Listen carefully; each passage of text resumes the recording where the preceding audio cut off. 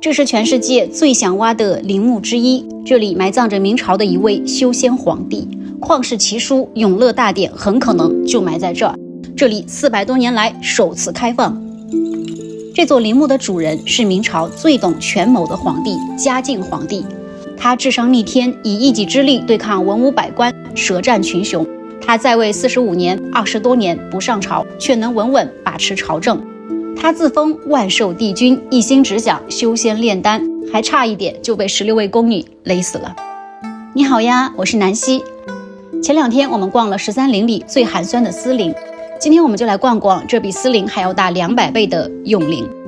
永陵是明13陵里的第8座帝陵，埋葬着明朝第11位皇帝明世宗朱厚熜和他的3位皇后。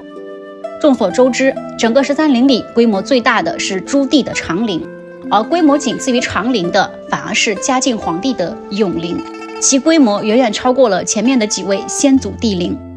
之所以这样，很重要的一个原因是嘉靖不是以太子，而是以藩王的身份继承皇位的。正德16年，明武宗朱厚照去世，由于他没有留下子嗣，也没有亲兄弟，大臣们最终选定了朱厚照的堂弟朱厚熜继承皇位，年号嘉靖。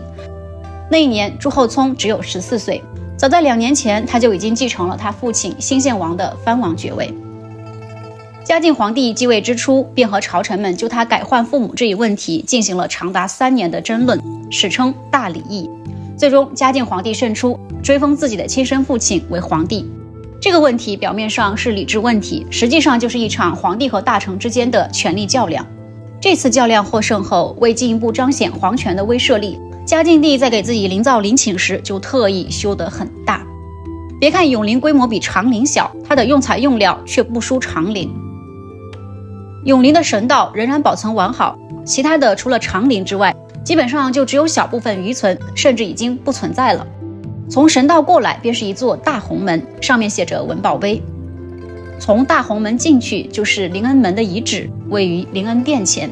灵恩门这一说法还是嘉靖亲自命名的。灵恩门之后便是灵恩殿遗址，这里原本是面阔7间的大殿，在乾隆年间修缮时将原来的楠木大殿拆毁，建了个面阔5间的小殿。因此坊间总有说法说乾隆自己修帝陵的时候楠木不够了，于是打起了永陵的主意。灵恩殿前的玉露石雕上有龙凤呈祥，下有山山水水，这种雕刻手法呢是从嘉靖之后才出现的。灵恩殿2侧本是有东西配殿，不过已经荡然无存了。我们再往前走，便来到了灵星门。皇陵里的灵星门象征天门，有阴阳相隔之意，皇帝的灵魂通过这道门升天。正常人是不走这个门的，要从侧面过。我们继续往前，就来到了最有看点的明楼。